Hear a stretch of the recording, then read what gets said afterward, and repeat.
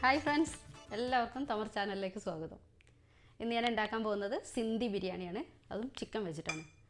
അപ്പോൾ ഇതിൻ്റെ first step എന്ന് പറയുന്നത് ചിക്കൻ മാരിനേറ്റ് ചെയ്യുക എന്നുള്ളതാണ്. അപ്പോൾ നമുക്ക് ചിക്കൻ മാരിനേറ്റ് ചെയ്യുന്നത് എങ്ങനെയാണെന്ന് നോക്കാം. അപ്പോൾ ഞാൻ ഇവിടെ എടുത്തിരിക്കുന്നത് 1 കിലോ ചിക്കനാണ്. ഇതിലേക്ക് പിന്നെ ഒരു 2 ടേബിൾ സ്പൂൺ വെളുത്തുള്ളി അരച്ചത് ചേർക്കുക. അതേപോലെ തന്നെ ഇഞ്ചി അരച്ചത് ഒരു 2 ടേബിൾ സ്പൂൺ,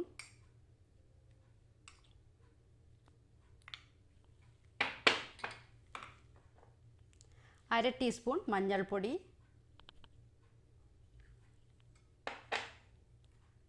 1 ടീസ്പൂൺ മുളക് പൊടി. ഇത് നിങ്ങളെ എരിവിനനുസരിച്ച് ചേർക്കാം കേട്ടോ. ഒരു 2 ടീസ്പൂൺ ഗരം മസാല. അപ്പോൾ ഗരം മസാല ഇപ്പോൾ ചേർക്കുമ്പോഴും നമ്മൾ ഹോം മെയ്ഡ് ഗരം മസാലയാണെങ്കിൽ കുറച്ചുകൂടി ഒരു ടേസ്റ്റ് ഉണ്ടാവും. അതേപോലെ 1 കപ്പ് തൈര്,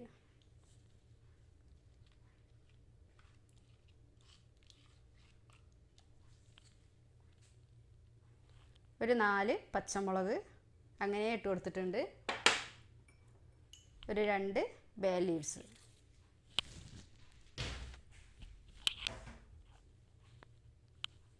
പാകത്തിന് ഉപ്പും ചേർത്ത് നന്നായിട്ടൊന്ന് മിക്സ് ചെയ്യാം.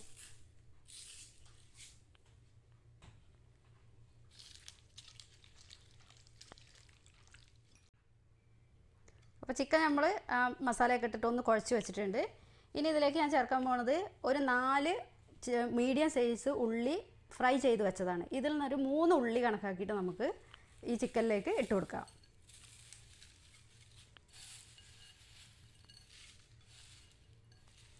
അപ്പോൾ ഉള്ളിയൊക്കെ വറുത്തെടുക്കാൻ മടിയുള്ളവർ ഇപ്പോൾ ഇതൊക്കെ മാർക്കറ്റിൽ അവൈലബിൾ ആണ് കേട്ടോ. ഫ്രൈ ചെയ്തതൊക്കെ നമുക്ക് വാങ്ങാൻ കിട്ടും. ഇനി ഇതിലേക്ക് ഒരു 2 മീഡിയം സൈസ് തക്കാളി ചെറുതായി കട്ട് ചെയ്തത്, ഈ 2 എണ്ണം ഇട്ടിട്ട് നന്നായിട്ടൊന്ന് മിക്സ് ചെയ്യുക. ഉള്ളിയൊക്കെ നന്നായിട്ട് പൊടിച്ച് ചേർക്കുക.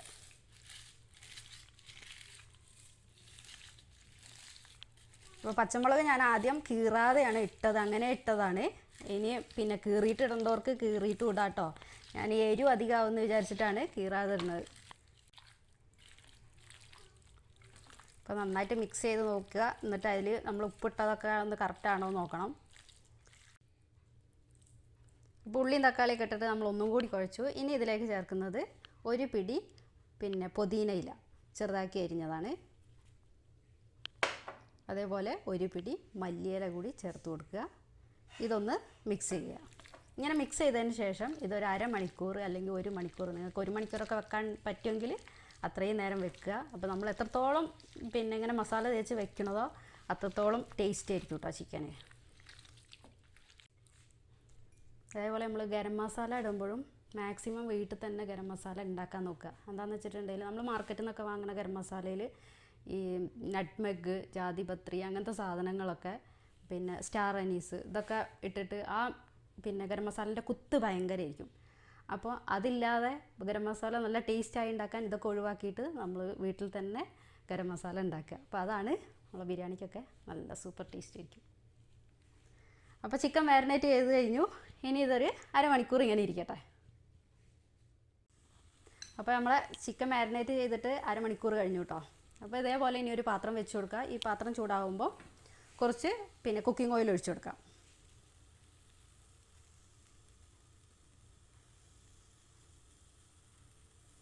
ചെറിയ തുള്ളി വെള്ളമൊക്കെ ഉണ്ടെങ്കിലേ എണ്ണ ഒഴിക്കുമ്പോൾ അങ്ങോട്ട് പൊട്ടിത്തെറിക്കൂലേ. അപ്പോൾ കംപ്ലീറ്റ് ഏതായാലും ഉണങ്ങട്ടെ.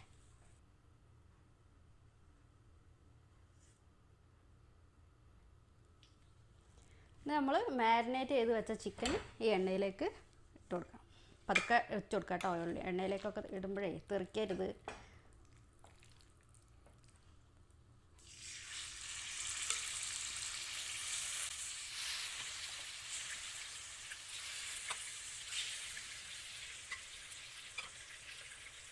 ഇനി ഈ പാത്രത്തിലുള്ള മസാലയിൽ ഒരു ഇച്ചിരി വെള്ളം ഒഴിച്ചിട്ട് നമുക്ക് ഇതൊന്ന് കഴുകി ഈ ചിക്കനിലേക്ക് തന്നെ ചേർത്ത് കൊടുക്കാം.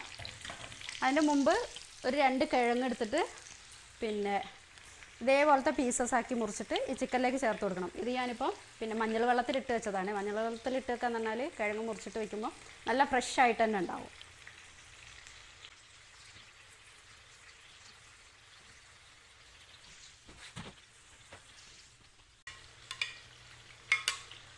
ഒരു 1/2 ഗ്ലാസ് വെള്ളം ഒഴിച്ചിട്ടുണ്ട്. എന്നിട്ട് ഇതൊന്ന് നന്നായിട്ട് എല്ലാ ഭാഗത്തു നിന്നുള്ളതൊക്കെ വടിച്ചെടുത്ത് നമുക്ക് ഈ ചിക്കനിലേക്ക് ഒഴിച്ച് കൊടുക്കാം. ഇനി നന്നായിട്ടൊന്ന് മിക്സ് ചെയ്ത് കൊടുക്കാം. ഈ സമയത്ത് നമ്മൾ ചിക്കനിൽ ആദ്യം ഉപ്പ് ചേർത്തതാണ്. അപ്പോൾ ഉപ്പൊക്കെ ഒന്ന് നോക്കുക. അപ്പോൾ കിഴങ്ങിലേക്ക് നമ്മൾ ഒരു ഇച്ചിരി ഉപ്പ് ചേർത്ത് കൊടുക്കേണ്ടി വരും. ഇനി ഇത് ആദ്യത്തെ ഒരു 5 മിനിറ്റ് നല്ല തീയിൽ വയ്ക്കുക. അത് കഴിഞ്ഞിട്ട് തീ കുറച്ച് വെച്ചിട്ട് കിഴങ്ങും ചിക്കനൊക്കെ വേവിച്ചെടുക്കുക. അപ്പോൾ നമ്മളെ ചിക്കനൊക്കെ നന്നായിട്ട് തിളച്ച് തുടങ്ങി കേട്ടോ. ഇനി നമുക്കിത് അടച്ച് വെച്ച് ഈ ചിക്കനും കിഴങ്ങൊക്കെ ഒന്ന് വേവുന്ന വരെ വെയിറ്റ് ചെയ്യുക. തീ കുറച്ച് കൊടുക്കുകയും ചെയ്യുക.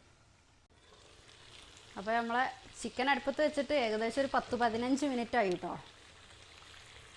അപ്പോൾ ഞാൻ തുറന്ന് നോക്കി, പിന്നെ ചിക്കനൊക്കെ ഒന്ന് നോക്കി. അപ്പം വെന്തിട്ടുണ്ട്, നല്ല വെന്തിട്ടുണ്ട്. നമ്മളിവിടുത്തെ ഈ ചിക്കനല്ലേ വേമ്പഴും നല്ലേ. സംഭവം അടിപൊളി ടേസ്റ്റ് കേട്ടോ. മസാല നമ്മളെ ബിരിയാണി പോലെ ഒന്നല്ല കേട്ടോ, അതിൽ നിന്ന് വ്യത്യസ്തമായിട്ട് നല്ലൊരു അടിപൊളി ടേസ്റ്റ്. അപ്പോൾ നമുക്ക് ഇനി ചെയ്യാനുള്ളത് ദമ്മിടുക എന്നുള്ള പരിപാടിയാണ്.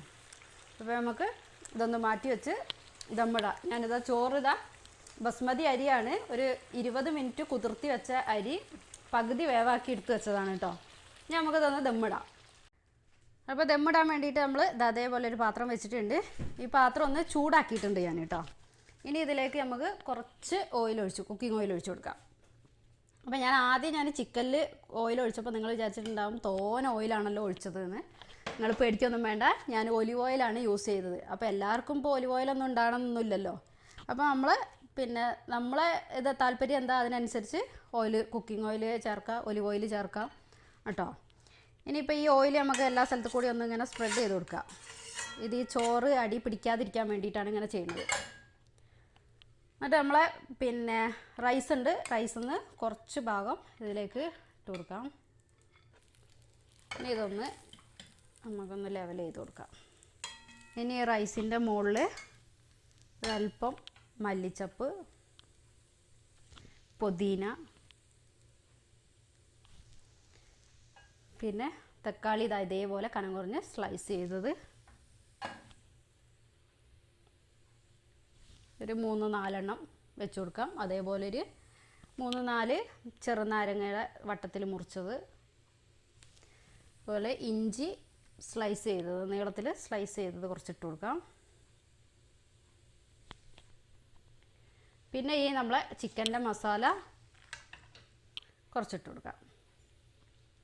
അപ്പോൾ പകുതി മസാല ഇട്ട് കൊടുക്കാം നമുക്ക്, ഒരു ലെയറും കൂടി ചെയ്യാൻ വേണ്ടിയിട്ട്. ഈ ചിക്കൻ്റെ മസാല എന്ന് പറഞ്ഞിട്ടുണ്ടെങ്കിൽ കുറച്ചൊരു ഗ്രേവി പോലെ ആയിരിക്കും കേട്ടോ, അത് കുഴപ്പമില്ല. ഇനി ഇതിൻ്റെ മുകളിൽ നമുക്ക് കുറച്ചുകൂടി റൈസ് ഇട്ട് കൊടുക്കാം.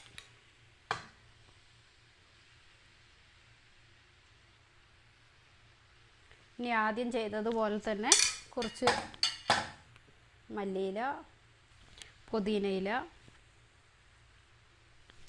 തക്കാളി സ്ലൈസസ്, ചെറുനാരങ്ങ സ്ലൈസസ്, ഇഞ്ചി സ്ലൈസസ്, പിന്നെ ഈ രണ്ടാമത്തെ ലെയറിൻ്റെ മുകളിൽ കുറച്ച് ഫ്രൈഡ് ഓണിയൻ കൂടി ചേർത്ത് കൊടുക്കുക. ഇതിൻ്റെ മുകളിലേക്ക് നമ്മൾ മസാല ചേർത്ത് കൊടുക്കുക. ഇപ്പം ഞാൻ 1 കിലോ ചിക്കനിലേക്ക് 1 കിലോ അരി എന്നുള്ള കണക്കിനാണ് എടുത്തത്. നമുക്ക് ബാക്കി റൈസ് കൂടി ഇതിൻ്റെ മുകളിൽ ഇട്ട് കൊടുക്കാം. ഇനി ഏറ്റവും മുകളിലായിട്ടും നമ്മൾ ആദ്യം ചെയ്തതുപോലെ കുറച്ച് മല്ലിയിലയും കുറച്ച് പുതിനയിലയും ചേർത്ത് കൊടുക്കുക. ഇനി കുറച്ച് ഫ്രൈഡ് ഓണിയൻ ചേർത്ത് കൊടുക്കുക. പിന്നെ ഏറ്റവും മുകളിലത്തെ ലെയറിലായിട്ട് കുറച്ച് കുങ്കുമപ്പൂവ് ചേർത്ത് കൊടുക്കാം, സഫ്രോൺ വാട്ടർ.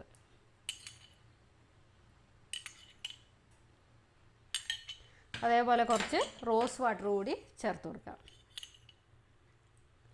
ഇനി റോസ് വാട്ടർ പോലെ തന്നെ ഉണ്ട് കെവ്ര വാട്ടർ എന്ന് പറഞ്ഞിട്ട്, അതും നമുക്ക് യൂസ് ചെയ്യാം ഇതേപോലെ തന്നെ. ഈ റോസ് വാട്ടറിൻ്റെ അതേ ടേസ്റ്റൊക്കെ തന്നെയാണ്. ഇനി ഇത് നമുക്ക് അടച്ച് വെച്ചിട്ട് ഒരു 10 മിനിറ്റ് ചെറിയ തീയിൽ വെച്ച് കൊടുക്കുക.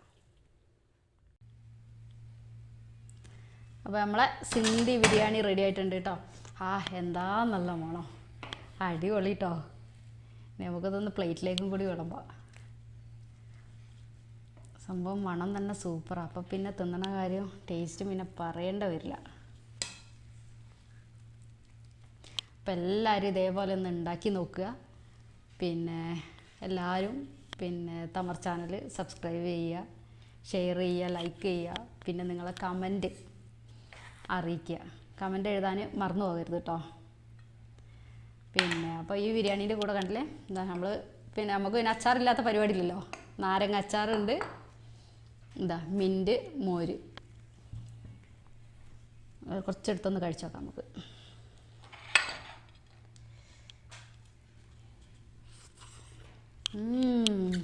സൂപ്പർ ടേസ്റ്റാണ്. നിങ്ങൾക്കെന്താ പറയുക, നമ്മൾ ആ ഇടക്ക് ലെമൺ മുറിച്ച് വെച്ചോ, തക്കാളി മുറിച്ച് വെച്ചോ ചെയ്തില്ലേ, എന്നാൽ അതിൻ്റെ ആ ഒരു ഫ്ലേവർ നല്ല അടിപൊളി സാധനം.